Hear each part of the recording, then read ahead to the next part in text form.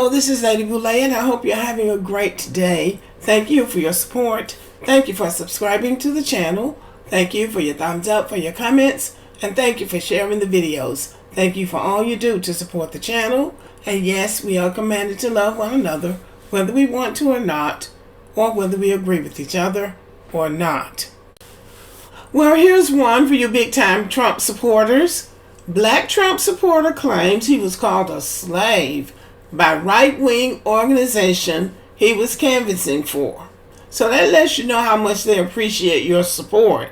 Here he is campaigning for Trump, and some organization called him a slave. Wow. Now listen to this, y'all. A diehard Trumper in Florida says he was discriminated against by a right-wing political advocacy group, claiming he was called a slave during his 12 days with the organization before it fired him for complaining. So they're going to call you a slave and you need to shut up and take it. Suck it up, as they say. Carl Baxter, who is black, is suing Americans for Prosperity, the nonprofit grassroots conservative operation run by Charles and David Koch, the billionaire siblings and hardline climate change deniers. I believe David Koch died, so I'm not sure when this was. Baxter serves as president of the Republican Club of North and East Fort Myers and is not at all shy about his outsized affection for Donald Trump. He can be seen on social media at Trump appearances, waving a MAGA flag at a Trump truck parade. He can be seen at charity galas, giving the camera a Trumpian thumbs up and donning a red MAGA hat and posing with, among others, a county tax collector who has come out as a vociferous opponent of critical race theory. Well, these kind of black people don't care about critical race or whether or not black history is taught. They just want proximity to massa. Americans for Prosperity, a group that has been around since 2004, gained prominence after Barack Obama was sworn in as president. It has traditionally focused on hollowing out workers' rights, blocking Medicaid expansion, kneecapping green energy initiatives, and pushing down the minimum wage. This is so sad, just working against the American people. Since 2010, some 42% of AFP's ads have been rated false by PolitiFact, the nonpartisan fact-checking website. None have been rated true, so they're just telling lies. And this is what this black man has aligned himself with. The group backed Trump's UN ambassador, Nikki Haley, in the 2024 presidential race before the former South Carolina governor bowed out in March.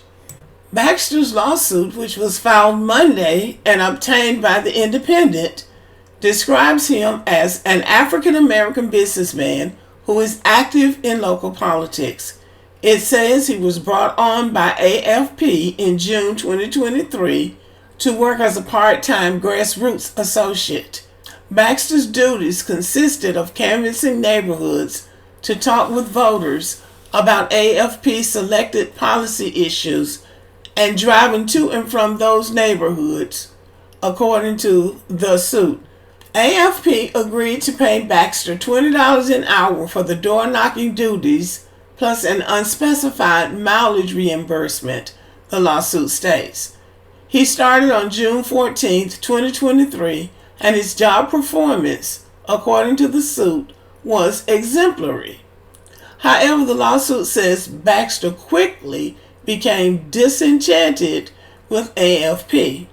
Early in plaintiff's tenure, AFP's deputy director of grassroots met plaintiff at the Oasis restaurant in downtown Fort Myers and offered plaintiff $500 in bribe money to provide dirt on Cape Coral council member Patty Cummins, the suit alleges. So see, they wanted him to dig up dirt on somebody. My goodness. So he declined to do that. AFP's goal was to stop President Donald J. Trump from winning the Republican nomination in the 2024 presidential primaries and locally to oppose politicians who support President Trump. Baxter also felt AFP was not giving him credit for all the hours he worked, for all the doors that he knocked on, and shorting him on his pay, the lawsuit contends. So 12 days into the job, the suit says he raised his concerns on a phone call with his supervisor, AFP Grassroots Engagement Director Roxanne Buckles. So see, this is more than about him being called a slave. This is about people he just in the way. Now this sounds like somebody hanging around, calling himself a Republican, trying to be connected, and those people were just not taking him seriously. Buckles, who is white, according to Baxter's suit, then proceeded to call him a slave and demanded that he confirm he is a slave, stating as follows: "I know you are doing the work and I can see the doors that you are hitting on my iPad on my side. At least you are working as a slave," sarcastically, "but at least you are getting paid. Many slaves today do get paid. Many used to never get paid. Are you a slave?" Well, see, this just sounds like somebody that, he was just there in the way. And she may or may not have said this. I mean, let's see if they got any confirmation. And you know how it is. Sometimes these guys get with these white women. They get up in these white women faces and go to trying to flirt and skinning and grinning. And so the white woman, that might have been her way of just putting him in his place. But it's really kind of sad that a black person cannot read the room any better than that. You really need to be able to discern what kind of people you are dealing with when you go into a new environment like that. But anyway, the lawsuit says Baxter still has not received the wages AFP owes him, nor has he been paid back for any of his mileage. By the same token, Baxter claims in his suit that AFP paid its white employees without issue. The suit accuses AFP of race discrimination, retaliation, and wage theft, and demands back pay and legal fees, as well as exemplary, punitive, and compensatory damages for plaintiffs' emotional pain and suffering. An AFP spokesperson told The Independent, "While we do not comment on current litigation, we take all allegations of violations of the law extremely seriously and will fully investigate those made in this complaint." Oh my goodness.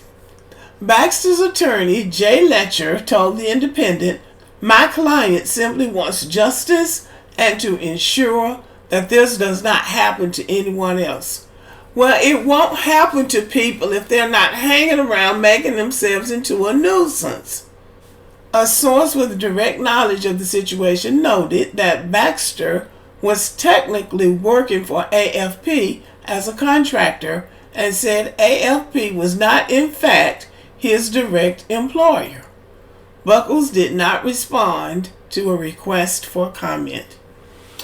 Well, I don't know how, much understanding this man had about the job that he was supposed to be doing, but this was not really a real job. This sounds like he was just like maybe a paid volunteer or something like that. It doesn't sound like anybody actually hired him to do any work for them. It just seems like he was there calling himself the chairman of the Republican Party or whatever he's trying to be. But anyway, I almost can't take this seriously. When I first saw this, I thought, my goodness, who's doing that in 2024 except that little ignorant African woman called herself a doctor when she wasn't. But now this, and so I guess this is going to be the new thing now, suing people because they called you a slave. I have a hard time feeling bad for black people like this. So, y'all let me know what you think about it. Thank you for listening and have a good evening.